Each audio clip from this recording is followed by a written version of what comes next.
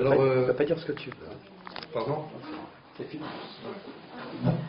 Alors donc je vais essayer de vous parler d'un sujet qui nous concerne tous. Et c'est un sujet pour lequel le juif est fait. Et quand je parle du juif, ça veut dire soit un homme, soit une femme, les enfants. Et ce sujet-là, c'est la tfila, mais je voudrais essayer de montrer sous un nouveau jour ce besoin et cette importance de la tfila. Alors, il y a 3 endroits, au moins, dans la Torah, qui sont très difficiles à comprendre. C'est-à-dire, il y a une difficulté. C'est-à-dire, si on n'y prête pas attention, on lit comme ça, bon, on voit, mais si on ne fait pas attention, on peut penser que c'est quelque chose de normal. Mais en réalité, en réfléchissant bien, on voit qu'il y a des très grandes questions dans ces 3 endroits. Alors, le premier endroit, c'est dans la parachate de Massaé. Là-bas, on parle de quelqu'un qui a tué sans faire exprès. Quelqu'un qui a tué Bécho Geik. Il a tué sans faire exprès. Là-bas, on voit que lorsqu'il a tué, sans intention vraiment de donner la mort, alors la Torah, elle dit qu'il faut que cet homme-là se sauve dans une ville de refuge. On appelle ça Aré Miklat. Il y en avait beaucoup, enfin il y en avait, à part les 9 que Moshe Rabbeinu lui-même a faites, il y avait aussi 42 villes, c'était des villes de Lévi'im, où tous ceux qui avaient tué sans faire exprès, ils devaient se réfugier là-bas de peur que la famille du mort se venge. On appelle ça le Goël Adam. Celui qui veut donc venger le sang du mort. Et il allait là-bas se réfugier, et lorsqu'il se réfugiait, il devait rester jusqu'à quand? 1 an, 2 ans? Il devait rester jusqu'à la mort du Kohen Gadol. Dès que le Kohen Gadol mourait, alors il était libre, il pouvait sortir de là-bas. Et la Gemara dans Masechet Makot, dans plusieurs endroits, elle ramène que la mère du Kohen Gadol, qui était en place à l'époque, elle allait dans les villes de refuge, un peu partout dans les villes de refuge, et elle allait apporter à manger, elle apportait des couvertures, elle allait apporter des affaires pour tous ceux qui ont tué sans faire exprès, qui étaient donc en quelque sorte prisonniers dans ces villes-là. Et pourquoi? Pour ne pas que ces gens-là prient pour la mort de son fils. Ça veut dire, la mère du Kohen Gadol, elle avait peur que les gens qui sont enfermés dans ces villes-là prient pour la mort du Kohen Gadol. Pourquoi? Parce que dès que le Kohen Gadol va mourir, ils seront libres. Tant qu'il va rester, imaginez-vous, Kohen Gadol, il rentre, il a 24 ans. 24 ans. Et le type qui a été enfermé dans une ville de refuge, il a 30 ans. Il va se dire, je vais vivre là-bas, je vais mourir là-bas, je vais faire. Alors qu'est-ce qu'il faisait? Il priait pour que le Kohen Gadol meure. Et la maman du Kohen Gadol avait tellement peur de ça, que cette fille-là soit acceptée, qu'elle allait apporter des affaires et tout pour apaiser, si vous voulez, la force de leur tfila, pour montrer que c'était des gens gentils, et que quand ils vont avoir une certaine proximité avec cette maman-là, ils vont évidemment, leur tfila sera beaucoup moins forte. Alors la question qui se pose, c'est comment c'est possible qu'un type qui a tué sans faire exprès, vous savez que rien n'arrive sans rien. Un monsieur qui tue sans faire exprès, en réalité, c'est que lui-même, il a quelque chose à reprocher. C'est vrai que le geste qu'il a fait de tuer sans faire exprès, Béhémet, il n'a pas fait exprès, mais Akshbourou, il fait passer des choses mal par l'intermédiaire des gens bien. Et il fait passer, inversement, il fait passer des choses bien par l'intermédiaire de gens bien. Alors, pardon? Par des gens mauvais. Il fait passer des choses bien par des gens bien, et des choses mauvaises par des gens mauvais, par des gens qui ne sont pas bien, qui ont un mauvais comportement. Ah, je me suis trompé, excusez-moi. Alors, c'est bien, vous suivez, j'adore ça. Alors le problème, il est, comment est-ce possible qu'un Kohen Gadol, C'est pas n'importe quel Kohen Gadol, il n'était pas choisi comme ça par hasard, on tire au sort et tout, tiens, tu seras Kohen Gadol. Kohen Gadol, c'était quelqu'un qui était choisi et trié sur le volet, c'était le meilleur des Kohanim. Et parmi les Kohanim, il n'y avait que des Talmidei Chachamim. Et c'était le meilleur des Talmidei Chachamim des Kohanim. Donc ça veut dire que c'était une sorte de Gadolador. Comment un homme comme ça risquait de mourir rien que par la tfila de quelqu'un qui voulait sa mort pour pouvoir sortir de la ville de refuge. Or cette personne, c'est quelqu'un qui n'était pas tellement bien en fin de compte, oui.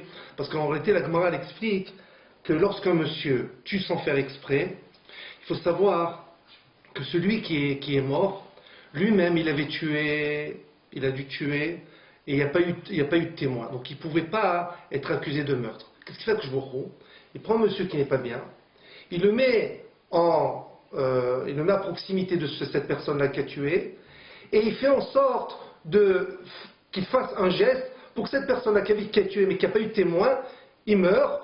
Et lui, puisque c'est quelqu'un qui n'est pas bien, alors il a sur lui cette chose-là, parce que les choses qui ne sont pas bien se passent par les gens pas bien.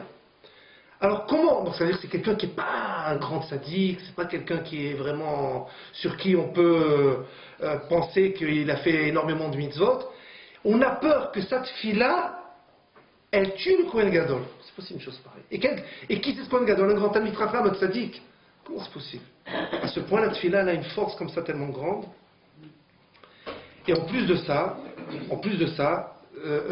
le Kohen en lui-même, la Gemara elle dit qu'une tfila pour quelqu'un qui doit mourir, on prie pour quelqu'un qui meurt, en général, c'est pas quelque chose, là, il renvoie pas comme ça les choses en faisant en sorte que cette personne meure là, rien qu'avec une tfila. Or là, on voit que oui, on voit que cette personne-là, elle a le pouvoir, cet assassin-là, sans faire exprès, il a le pouvoir de tuer, par cette fille-là, le Kohen Gadol.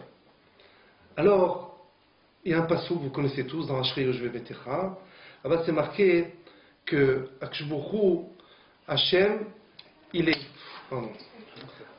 est shoméa, il écoute toutes les tfilotes des gens lorsque Asher Ikraou Be'emet, lorsque la personne, elle prie Be'emet, ça veut dire avec une sincérité tellement grande qu'Akshbourou, il répond à leur tfila. Donc on voit ça parce que c'est marqué Asher Ikreou, la kol, à tout le monde, Akshbourou il répond, les chol koréa, à tout celui qui l'appelle, Asher Ikreou Be'emet, qui l'appelle Be'emet. Qu'est-ce que ça veut dire Be'emet?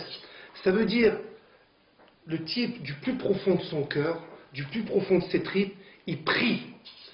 Et ça ne marche que seulement si Ikraou Be'emet, lorsqu'il l'appelle, quand il prie, Be'emet, ça veut dire du plus profond de son cœur.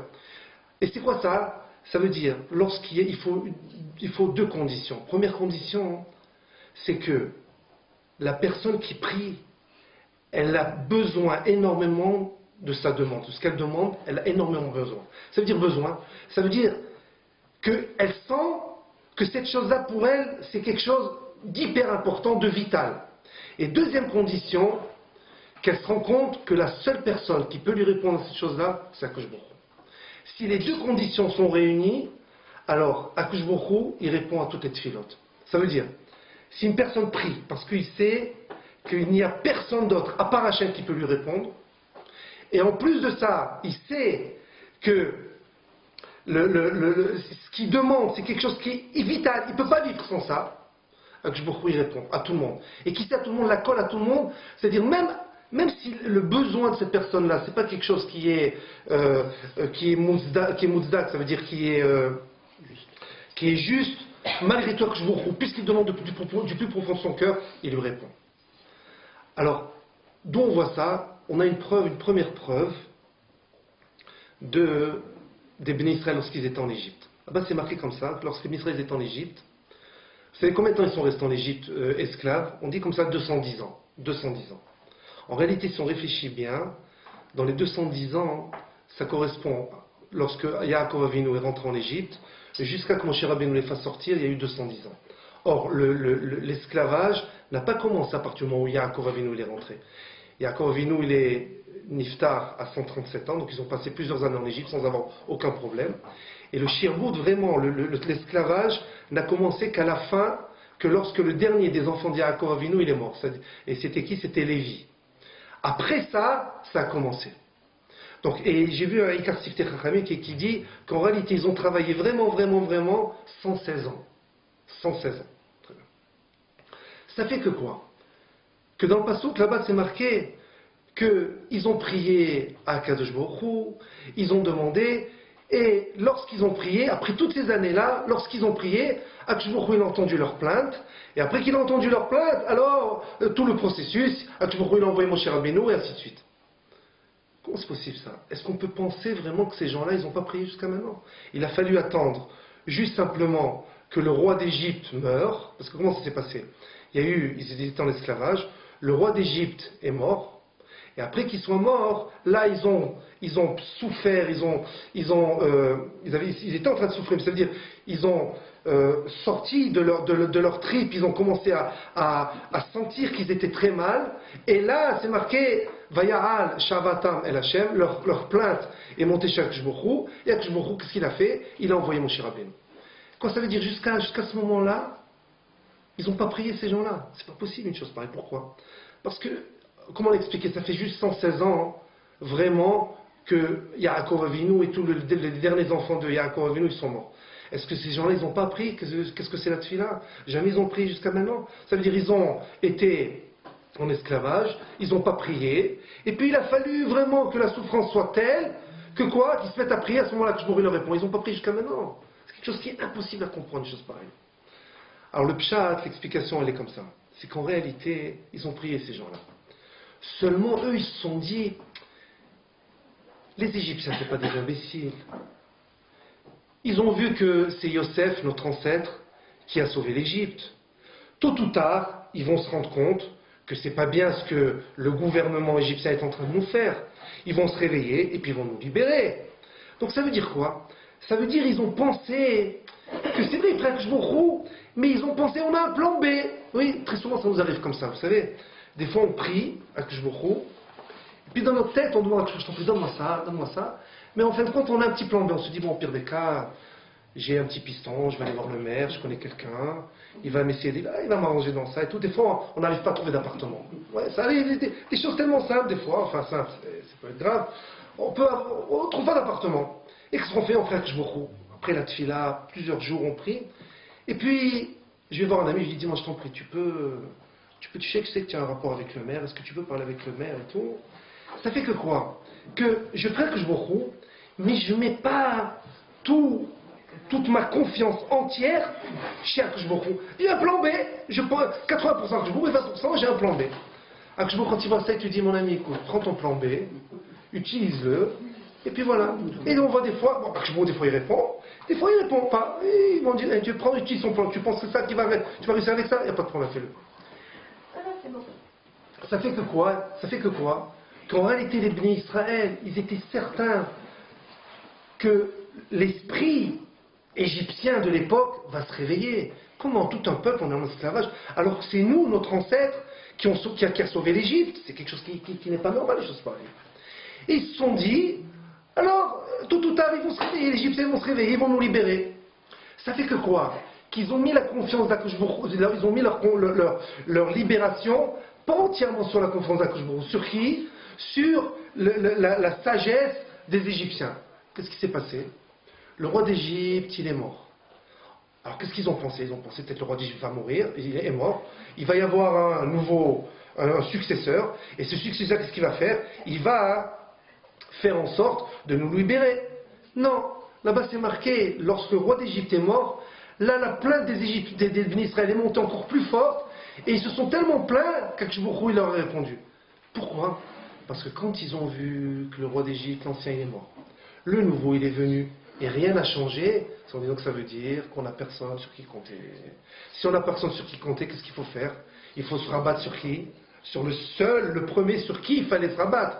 Ils sont rabattus sur lui, sur Akshbourou, et c'est à ce moment-là, Vata'al Shavatam El Hashem, leur plainte est montée chez Akshbourou, et lorsqu'elle est montée chez Akshbourou, Akshbourou les a libérés.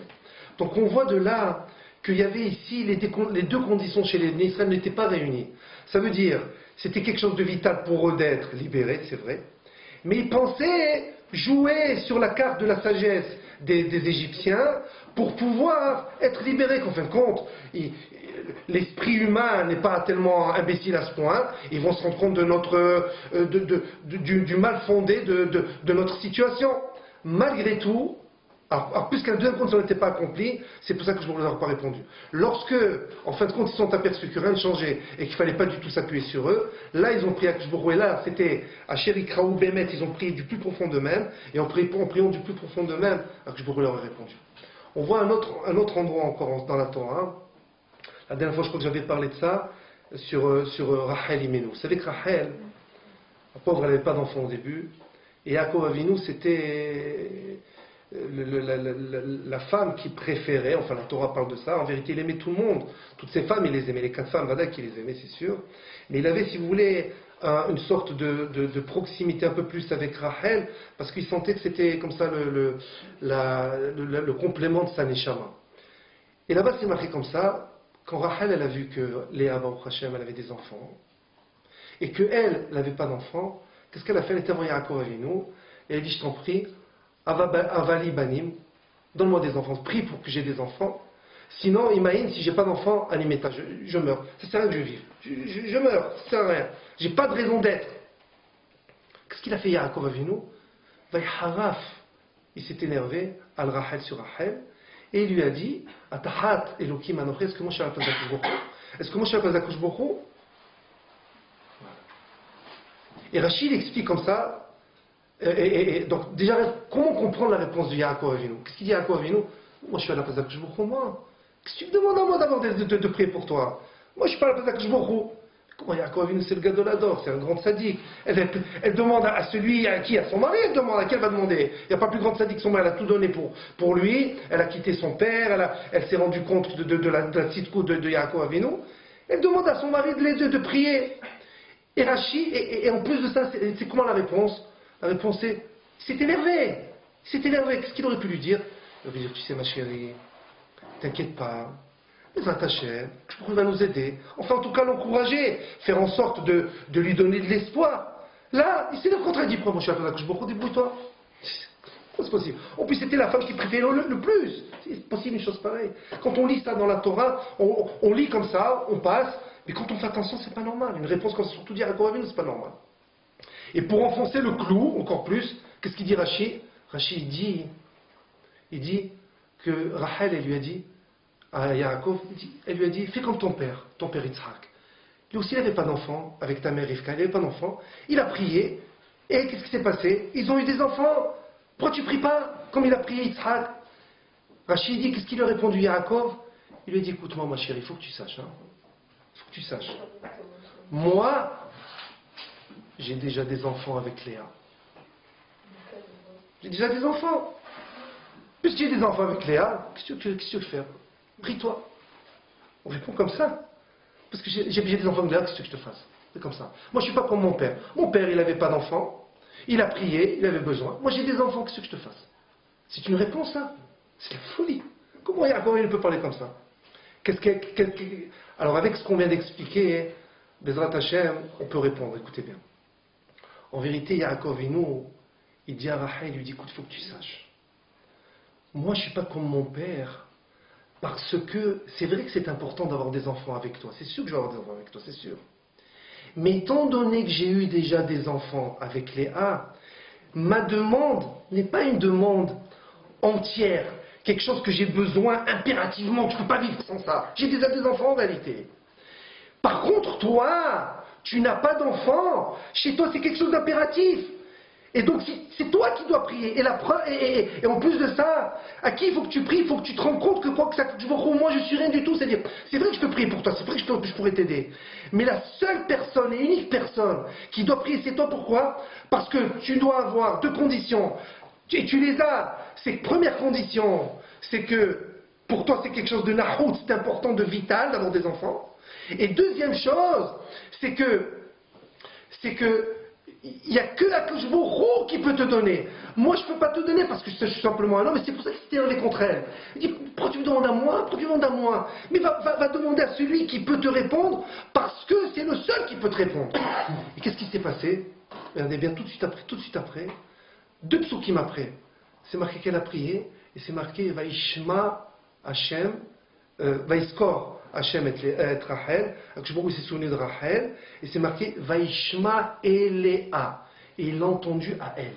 Pas parce qu'il a entendu Yaakov, il a entendu à elle, parce que là, à ce moment, au moment où elle a prié, c'était ce qu'il fallait faire. Savoir, demander, parce qu'il n'y a que Akadosh qui peut me répondre, et je peux compter que sur lui, sur personne d'autre.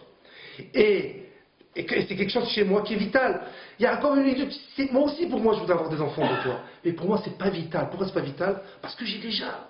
Ça fait que si je demande, ça peut pas être du plus profond de mon cœur. Ça sera du profond de mon cœur si tu veux, parce que je vais avoir des enfants avec toi. Mais le besoin d'avoir des enfants, il n'est pas le même que toi, parce que moi, j'ai déjà des enfants avec Léa. Et là, à ce moment-là, lorsqu'elle a prié, les 2 conditions ont été réunies. Et à ce moment-là, Akadosh Baruch Hu, il a répondu à Rachel, et évidemment, vous connaissez la suite, elle a eu 2 enfants, Yosef et Binyamin. Et ce n'est pas les moindres. Hein. Ça, c'est une chose. Maintenant, avec ça, alors on peut comprendre aussi chez le tueur qui a tué sans faire exprès. Chez lui, les 2 conditions, elles sont réunies. C'est que quoi? C'est que chez lui, c'est vital qu'il sorte de là. Il ne va pas rester sans abri ici. Il ne peut pas. Il veut rester comme ça pendant des années et des années. Donc chez lui, c'est quelque chose qui est vital. Et qui c'est qui peut lui répondre à cette chose-là, à cette fille-là, que le Kohen Gadol meurt? Qui c'est? Il n'y a que Baruch Hu. Il n'y a que sur lui que je peux me rabattre, que quoi que je demande, je t'en prie, ça y est, il a bien vécu. Lui, le Kohen Gadol Baruch Hashem, il a du pognon, il est beau, il a ci, il a ça. Laisse-moi, moi, il faut que je sorte, je sois tranquille. Je t'en prie, il n'y a que sur toi que je peux compter. Donc, puisque les 2 conditions sont réunies, les mères, elles avaient très peur. Et puisque les mères du Kohen Gadol, elles avaient très peur, alors c'est pour ça que quoi? Qu'elles apportaient à manger, elles apportaient des couvertures aux gens qui ont tué sans faire exprès, de manière à apaiser, si vous voulez, leur colère intérieure, de faire une fila pour que le Kohen Gadol meure.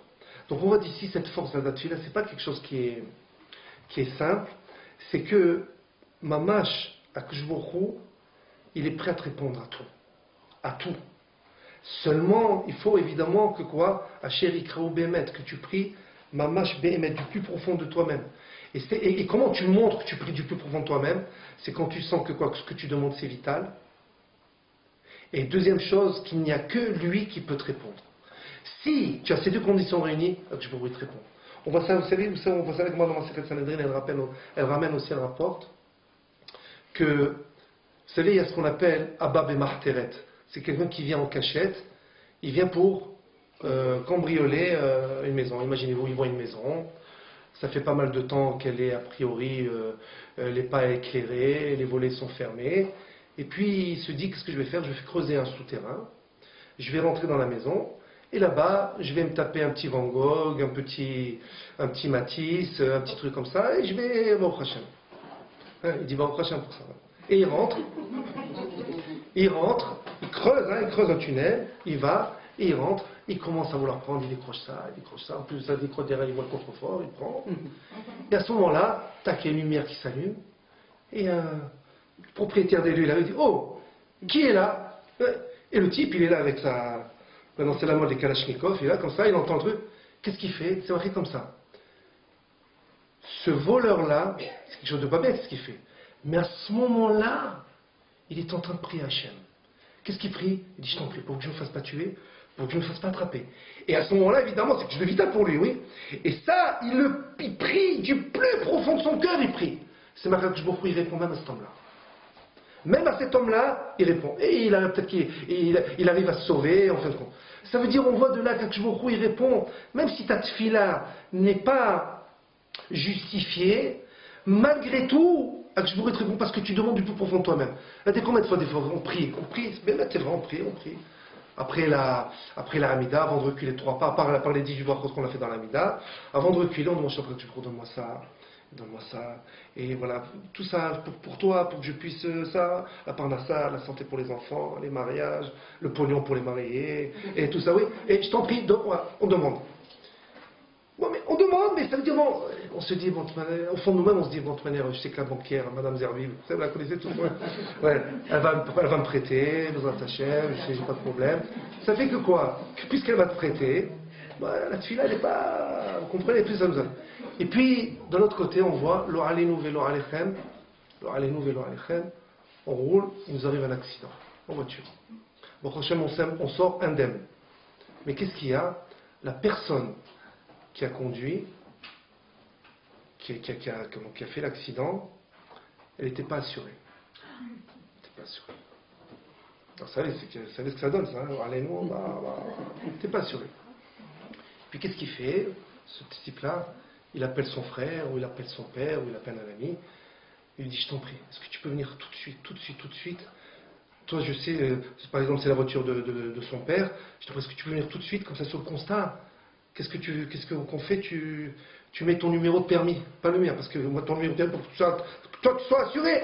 Et là, à ce moment-là, vous êtes sur ce moment-là, la prière qu'il fait au fond de lui-même, elle est hyper sincère, hyper sincère. Pourquoi? Parce qu'il se dit, il y a quelque chose qui peut me sauver, que mon père, il arrive au moment où il faut, oui, et que ça aveugle le type qui va remplir le constat, on va se passer le permis pendant qu'il ne voit pas, on cache un peu la photo, et on remplit, soi-disant, vous allez remplir, et puis il remplit le numéro de permis de son père, ou il peut remplir son numéro à lui. Et on voit, des fois, au prochain, des fois ça marche. C'est quoi ça? Parce qu'au ce moment-là, il a prié du plus profond de son cœur. Mais quand en réalité, c'est quelque chose de pas bien. Il n'aurait pas dû conduire sans assurance, il n'aurait pas dû conduire tout ça. Mais, puisqu'il a prié au plus profond de son cœur, ça veut dire, ça c'est quelque chose qui est... C'est quelque chose qui est vrai, qu'on voit dans tous les jours, dans la réalité de la vie. Alors vous allez me dire des fois, bon, tu vois, c'est pas vrai, il m'a pas répondu. Moi j'ai demandé, ça fait 35 ans que je prie pour la même chose. Alors je vous dis ça plusieurs fois. Soit tu n'as pas prié du plus profond de ton cœur, c'est du baratin. Tu crois que tu as prié, tu crois qu'en disant des mots comme ça, ou tu dis une fois, tu dis deux fois, tu dis, bah, il m'a pas répondu, et ben ma foi, peut-être qu'il n'entend pas bien, je sais pas. Ça c'est quelque chose de faux et de sheker, premièrement. Soit tu n'as pas bien prié, soit il faut que tu saches que quoi?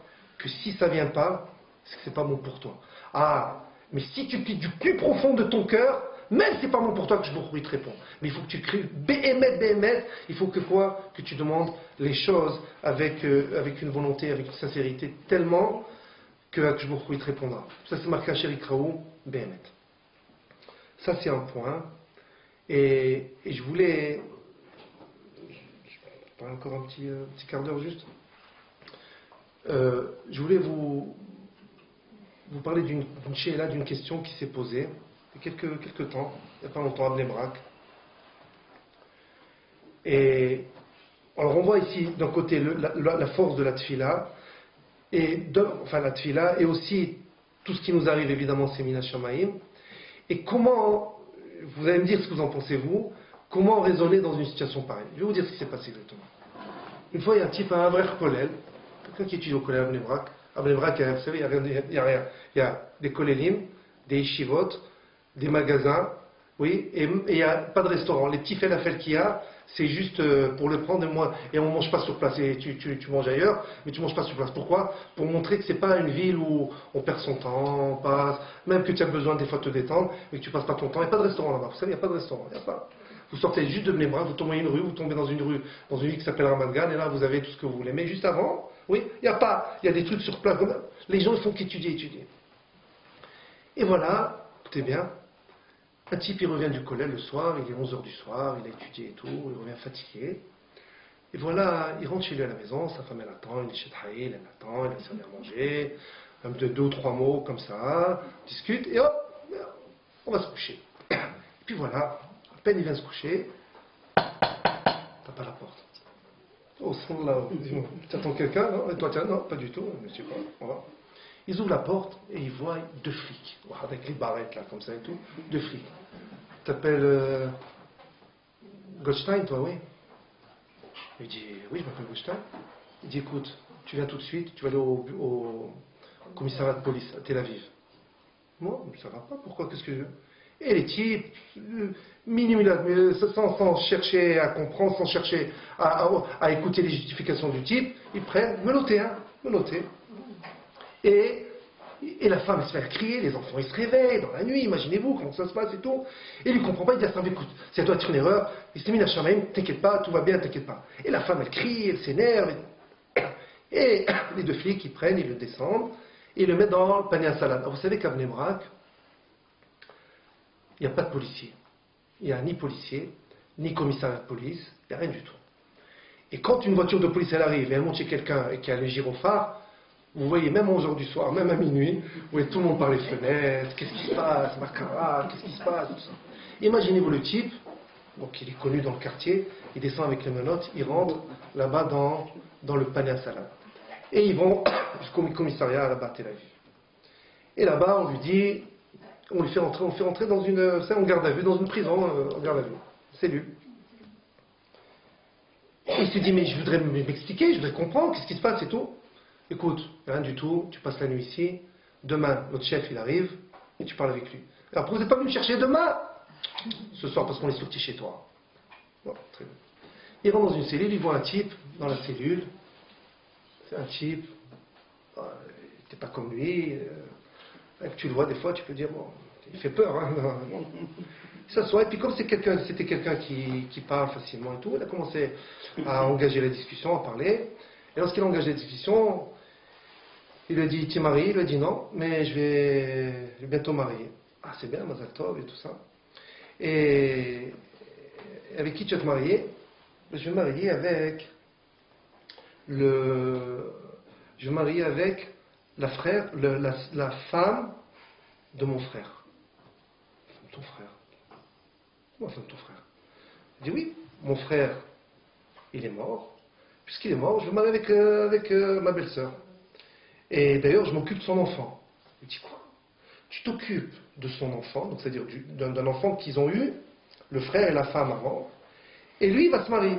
Il dit, tu sais que c'est assourd, tu n'as pas le droit de te marier. Parce que, alors il lui dit, mais si, il y a Iboum. C'est ce que c'est Iboum. Iboum, c'est quand, Hazé Shalom, un monsieur, il est mort sans laisser d'enfant. Alors, il y a une mitzvah pour le frère du défunt de se marier avec sa belle-sœur pour donner une descendance à son frère. Mais ça ne marche que quand cette femme-là n'a pas eu d'enfant. Mais si elle a eu un enfant, on n'a pas le droit de se marier avec sa belle-sœur. Il dit, tu n'as pas le droit de te marier avec sa belle-sœur parce qu'elle a un enfant. Je fais la mise de Iboum, qu'est-ce que tu veux? Il dit, mais tu n'as pas le droit, c'est assourd, qu'est-ce que tu racontes, c'est pas normal. Très bien. Et toute la nuit, il parle avec lui, il lui montre, il lui explique, c'est ce qui est assourd. Tu peux t'occuper toujours de ton neveu si tu veux, mais tu n'as pas le droit de te marier avec elle, c'est assourd et tout. Et en fin de compte, en lui apportant avec une manière de parler qui était sincère, qui était amicale, il a tout fait pour le dissuader de ça. Très bien. Et toute la nuit, il a parlé avec ça. Et dès qu'ils ont fini de parler, en fin de compte, il a dit, je te promets, j'ai compris maintenant la chose, je vais bien me renseigner, tu as raison, Hazakou Baour, super. Voilà, le petit jour arrive, et à 6h du matin, il y a un gradé qui arrive, il lui dit, on s'excuse, on s'est trompé de nom. On cherchait un Goldstein, mais c'est pas toi, c'est un Goldstein qui est ailleurs. On s'excuse. Il sort. Il sort. Et tu sais, je m'excuse, c'était quelqu'un de gradé de la police, il dit, je m'excuse, je t'emmène moi directement dans ma voiture privée, je t'emmène directement, je te ramène chez toi à Bnei Brak. Il fait, bon, Baruch Hashem, merci beaucoup, en tout cas, sachez que vraiment j'ai été très choqué de ce qu'on a fait, on s'excuse, c'est une erreur de notre part, il n'y a pas de problème, super. Il rentre chez lui à la maison, sa femme évidemment n'a pas dormi, vous m'étonnez, elle n'a pas dormi, les enfants et tout. Et il lui dit, tu sais, c'est une erreur, voilà, regarde, la police en bas, lui-même, le chef, il est venu, il m'a raccompagné, t'inquiète pas, tout va bien. Tout. Elle dit, il n'a pas de question. Moi, je ne resterai pas comme ça, je vais porter plainte, et contre la police, et contre l'État, et contre... Qu'est-ce qu'elle dit? Qu'est-ce qu'il dit? Il dit, mais ma chérie, mais c'est Mina Shamaïm, ça. Il ne faut pas t'inquiéter, c'est Mina Shamaïm. Tu sais ce que j'ai, pourquoi il a fait ça? Il a fait ça pour que je tombe dans cette cellule, pour que je parle avec ce type-là, pour l'empêcher de faire une affaire qui est très grave. Donc c'est Mina Shamaïm, t'inquiète pas. Il a dit, moi, il n'en est pas question de ça. Moi, tu sais ce qui se passe maintenant à l'élection, tu sais ce qui se passe maintenant? Tous les voisins nous ont vus. Lorsqu'ils nous ont vus, il n'y a pas de fumée sans feu, ils vont dire. Et comme il n'y a pas de fumée sans feu, qu'est-ce qui se passe? Tu crois que nos enfants ils pourront entrer dans les écoles normales comme tout le monde maintenant? On va dire, le papa, tu sais, il a été pris en police. Et vous savez, à Bnei Brak, surtout chez les Ashkenazim, oui, dans les écoles, on prend, ok, vraiment, il faut que le casier judiciaire, non seulement il est vierge, mais même sur la feuille du casier judiciaire, il ne faut pas que ce soit même pas marqué casier judiciaire, il n'y a rien. Il faut que ça soit blanc complètement, il n'y a rien, oui, pour qu'on puisse rentrer dans les écoles, les meilleures écoles. Et chaque parent, qu'est-ce qu'il veut faire? Il veut que chacun de ses enfants rentre dans une meilleure école, dans la meilleure des écoles. Personne ne va nous faire entrer les enfants. Et après les mariages, oui, et vous savez que ça poussait comme nous on est, bon, Hachem, on est dans les, vous savez, ceux qui ont un certain âge déjà, on est dans cette souria là dans les mariages. Vous savez que les gens ils se renseignent, c'est pas ça comme ça, ils se renseignent. Il suffit qu'une fois on dit, bah tu sais le papa une fois, bah, il a été emmené par la police. Ouh là là, elle est tombée, oui. Alors sa femme elle l'a réveillé sur ça, elle lui dit, oui il n'y a pas Mina Shamaim, tout ce que tu veux, mais Mina Shamaim nous, maintenant il va falloir marier les enfants, les mettre dans les écoles. Moi, je veux porter plainte, Elle a raison, elle n'a pas raison, cette femme-là. Et d'un autre côté, c'est Mina Shamaim. Tu peux pas dire que c'est pas Mina Shamaim, comment tu fais? C'est Mina Shamaim ou pas? On va dire que c'est Mina Shamaim. Qu'est-ce que tu fais? Alors vous savez ce qu'ils ont fait? Ils ont été voir Rav Chaim Kanievsky. Ils lui ont posé la question. Il a dit, écoutez, il leur a expliqué le problème. Et il a dit, voilà, ma femme, elle veut apporter ça devant les tribunaux. Mais de l'autre côté, si on apporte ça devant les tribunaux, c'est que quelque part, comme ça il a dit le mari, quelque part, on n'accepte pas que ça a été Mina Shamaim. On considère que c'est une erreur des gens. Donc c'est pas Mina Shamaim. Et de l'autre côté, moi je vais vivre avec ma femme, même si c'est pas Bnei-Brak, avec ce qui se passe, j'ai le problème, qu'est-ce qu'on fait?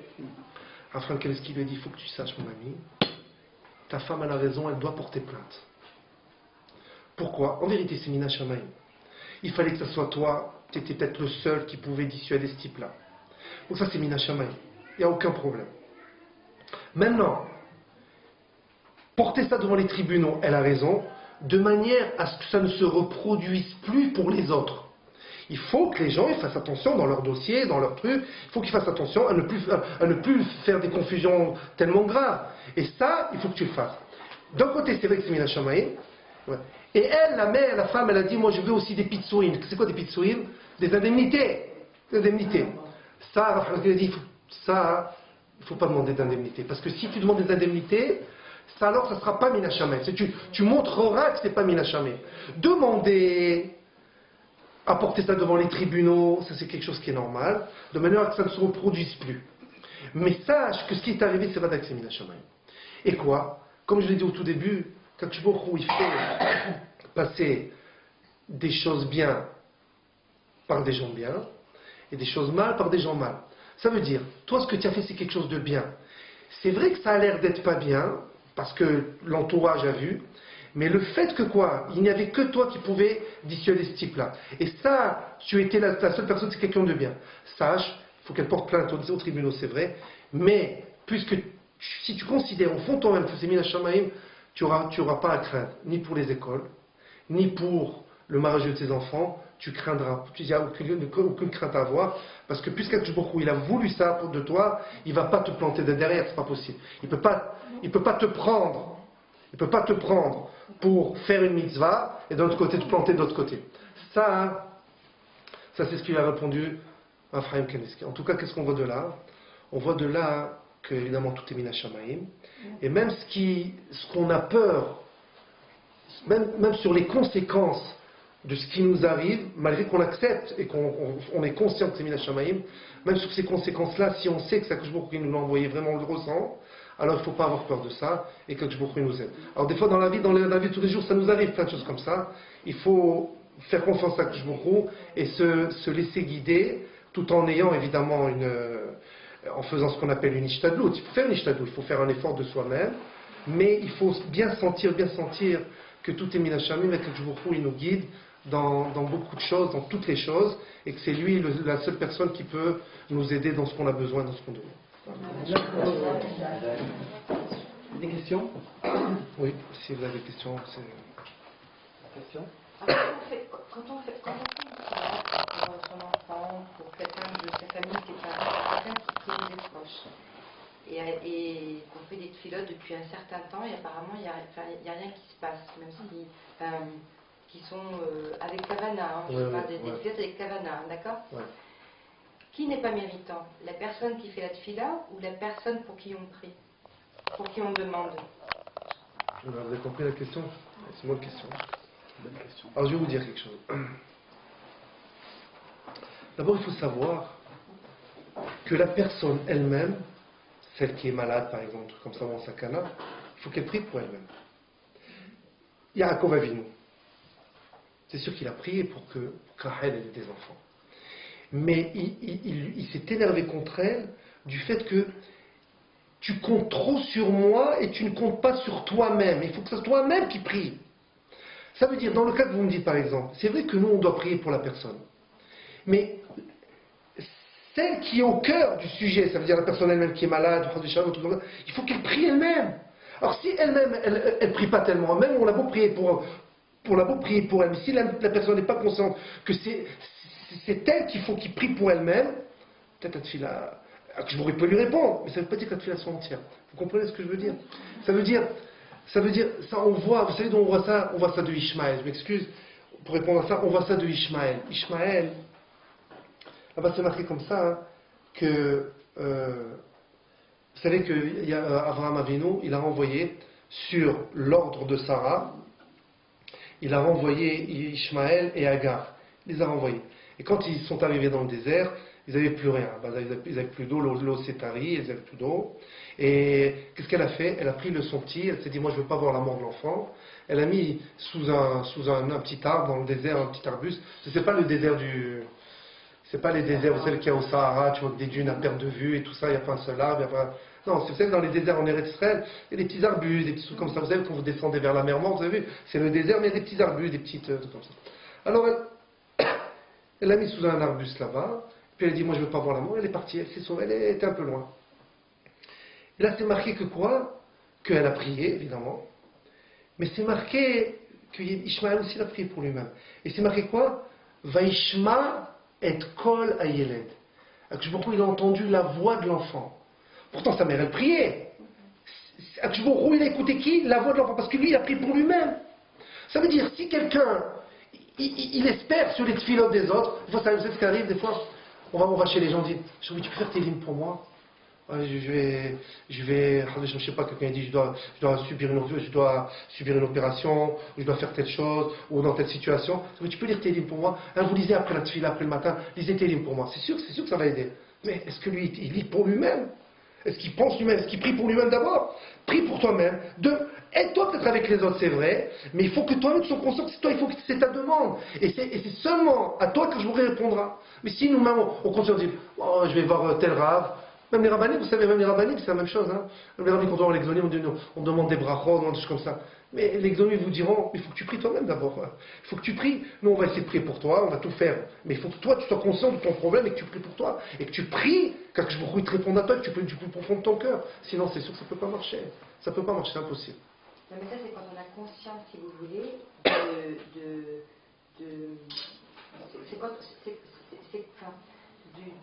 d'Hachem, si vous voulez. Oui. D'accord? Mais vous avez des personnes qui en sont éloignées. Donc forcément, vous avez des personnes qui prient pour les personnes qui sont éloignées. C'est pour ça que je vous dis, oui. Qui est-ce qui n'est pas méritant dans ce cas-là? Excusez-moi, peut-être que je ne peux comprendre au départ. Qui n'est pas méritant? Parce que vous pouvez avoir des personnes qui sont éloignées, vous avez des parents dont les enfants sont à droite, qui vont à droite et à gauche ou n'importe quoi, et les parents prient pour leurs enfants. C'est sûr que cette fille-là peut aider. Voilà, parce que l'enfant n'a pas conscience de ça. Donc oui, c'est vrai, continue dans sa trajectoire. Et qui peut prier? Les parents. C'est les parents. Donc, qui n'est pas méritant parce que la prière n'est pas entendue? Il ne faut pas rentrer dans ce jeu-là. Tout le monde est méritant. Même celui qui est rachat, il a la table de les parents. Donc, il vaut mieux que les parents prient pour les enfants. Ça c'est sûr, ça n'empêche pas ça. Non, c'est sûr. J'ai pas dit ça. Je parle toujours de ça. Mais pas à un moment donné, en fait, il faut habiliter qu'il faut prendre conscience soi-même que c'est quelque chose. C'est le cours. Oui, alors justement, elle utilise le cours pour se dire est-ce que s'il n'est pas conscient, est-ce que la prière de l'autre peut marcher? C'est sûr qu'elle peut aider, Vadaï qu'elle peut aider, c'est sûr. Il faut, mais elle n'a pas parlé de rachat ou pas d'achat. Il y a des personnes qui ne peuvent pas. Alors c'est ça. Alors justement, peut-être que... Il vaut mieux aider.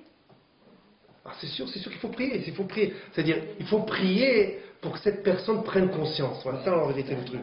Il faut prier pour que cette personne prenne conscience, parce que sans conscience, mais c'est très difficile. Il faut que soi-même, on soit conscient de son propre problème, vous comprenez? Il y a des gens, tant qu'ils ne sont pas contents de leur propre problème, on ne peut pas... Eux-mêmes, ils ne peuvent pas s'aider eux-mêmes, ça veut dire. Alors non, c'est sûr qu'on doit prier, on doit les diriger, on doit les conseiller, mais en fin de compte, il faut absolument qu'eux-mêmes se rendent compte. Alors il faut au moins prier pour qu'ils se rendent compte. C'est sûr, ça, on ne peut pas faire autrement. C'est l'intérêt d'assister à des cours. Oui, pour qu'on puisse. Et quand on va voir, vous savez, quand on va voir des fois, quand on va voir les rabbinim, je m'excuse, quand on va voir les rabbinim, c'est quoi le problème?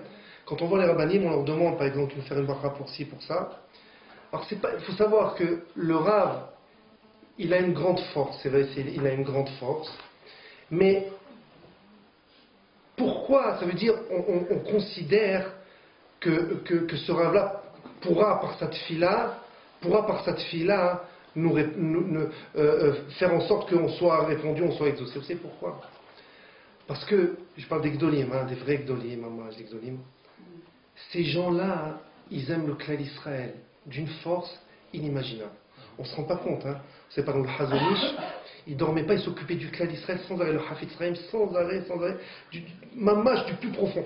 Et vous savez que le Hazonish, il n'a pas eu d'enfant. Vous croyez que le Hazonish n'a pas prié pour avoir des enfants? Dès qu'il a prié. Et pour lui, c'était important. Il a prié pour avoir des enfants.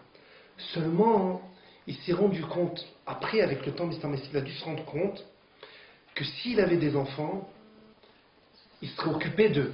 Il serait peut-être moins occupé du clan d'Israël. Il faut savoir ça. On dit aussi comme ça Rachi. Vous savez que Rachi, il a eu combien d'enfants? Vous savez combien il a eu d'Rachi? Il a eu d'enfants? Il a eu 3 filles. Une tierce. Oui, il a eu 3 filles.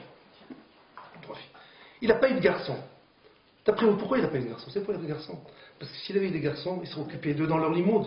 Il n'aurait pas pu écrire tout ce qu'il a écrit, Bichlal Rachi. Après coup, sur le moment, on ne se rend pas compte. Mais après coup, on voit pourquoi que je me fait les choses. Après coup, on se rend compte des choses. Oui. En tout cas, il faut savoir que les gens, les Gdolim, ils ont un amour, une ahava du clan d'Israël, quelque chose de tellement fort, que quand quelqu'un, il va exposer son problème chez ce Rav-là, ça lui fait tellement de peine, qu'il considère maintenant que ce problème, c'est le sien. Et comme c'est le sien, alors je va lui répondre. Vous comprenez ça? Parce que maintenant c'est le sien. Et donc voilà, c'est toujours considérer que c'est son propre problème. Et voilà, avec ça, j'espère que pour un... Pareil, un parent pour ses enfants.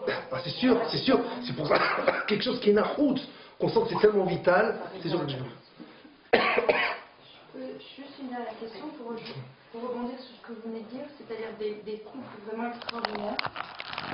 C'est au du David. Oui. Aussi extraordinaire que ça. Et il y a des couples de très grands, de religieux, admirables, qui n'ont pas d'enfants.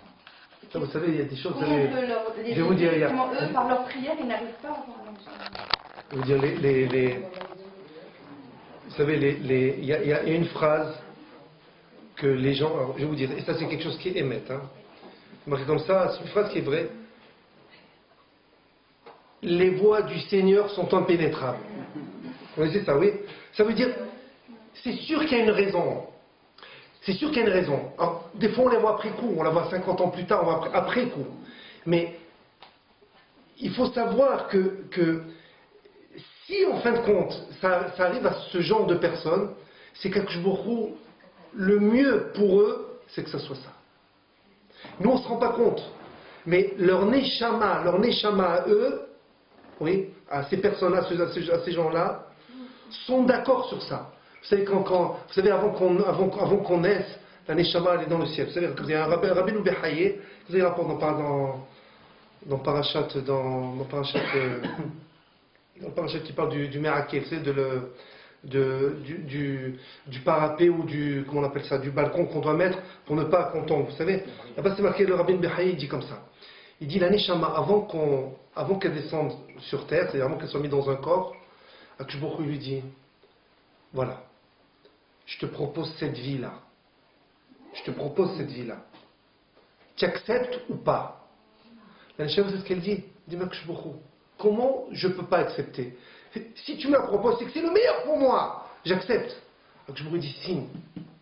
Et après, on se retrouve dans un beau petit bébé, garçon ou fille, peu importe. On grandit, puis on oublie tout ça évidemment. Et puis voilà, notre vie elle commence.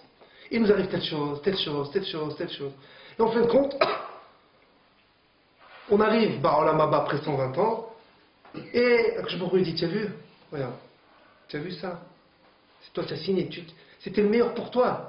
Seulement, tu t'es pas rendu compte que c'est meilleur pour toi. Il fallait que tu te rendes compte pour toi, que ça soit le meilleur pour toi. Il faut que tu te rendes compte de ça. Alors, c'est difficile, c'est un travail, ça prend toute une vie. Hein. C'est pas, rien que vous allez sortir de ce cours, vous allez dire, c'est sûr, maintenant tout est mis là, Shamaïm, yallah, yallah. Ça n'existe pas, ça. Vous comprenez, c'est pas chaud, ça. C'est quelque chose qui se travaille, ça prend toute une vie, ça prend toute une vie. Des fois, il y a des gens, ils vivent 70 ans, 80 ans, pour en fin de compte arriver au but ultime de leur vie. Ils sont arrivés au summum à 80 ans. À 80 ans, ils sont arrivés au but. Parce que je vous dis, tu arrives à ton but, bravo, yallah, bien, reviens chez moi. C'est comme ça. Mais c'est pas du jour au lendemain, vous comprenez, c'est quelque chose qui se travaille, qui se travaille, qui se travaille. Et plus on travaille, et plus on ouvre nos yeux s'ouvrent, il y a des perspectives, il y a des choses comme ça, et on se rend compte des choses. Mais il faut travailler pour ça. C'est quelque chose qui se travaille au fond tous les jours. Par exemple, voilà, monsieur Zikri, jusqu'à 120 ans, Bezrat Hashem. C'est ce qu'il m'a dit justement. Je lui ai dit, je m'excuse, je suis un peu en retard. J'ai pas réussi à trouver une place pour me garer. Je me suis garé un peu loin et tout. Il m'a dit, il faut que tu saches, dans tous les endroits où on donne cours, tout le temps, je trouve une place juste à côté. Et à Shamaïm, il m'a dit, si je me suis garé, en face, je suis en face, juste là. Je suis en face, juste là, vous savez pourquoi? Il m'a dit, pourquoi? Parce que il faut que je sois là, il faut que je... Donc quand je me qu'est-ce qu'il fait? Il fait en sorte que quoi? Qu'il n'y a pas de problème, il trouve une place à ce moment-là. Ça veut dire, mais ça, un autre, vous savez ce qu'il aurait fait? Purée, quelle chance j'ai eu! Il dit pas c'est Mida Shamaïm. Mais regardez, je vous dis, mais si chaque jour, même les choses les plus insignifiantes, on dit c'est Mida Shamaïm, chaque jour comme ça, bon Hachem, merci. Ça va travailler au fond de nous-mêmes et ça va nous réveiller. Et on va se rendre compte des choses, avec Shbourou, il va nous faire rencontrer plus. Mais si on dit, j'ai eu de la chance, oui. Par exemple, vous savez, il y a une petite blague comme ça qui très souvent ça arrive comme ça. Un type cherche une place en voiture, il cherche, il tourne. Et il se dit, Shbourou, je t'en prie, il faut que je trouve une place, j'ai raté mon rendez-vous. Hein. Et puis à ce moment-là, il y a un type qui sort. Ah, Hachem. Et il se gare. Et après, on lui dit, tu as trouvé facilement? Ouais, j'ai trouvé facilement et tout. Il ne va pas dire c'est Mina Shamaïm. Vous savez ce qu'il va dire? Il va dire, j'ai eu une chance. Juste à ce moment-là, ce type-là, il devait partir. Et j'ai tourné, hein. Et j'ai réussi à trouver. Espèce d'imbécile. C'est parce que tu avais besoin, que tu as demandé. Ce type-là, il est parti et que tu es venu. C'est comme ça qu'il faut voir les choses, vous comprenez? Et si on voit ça tout le temps dans notre vie, alors que je vous remercie qui nous aide et...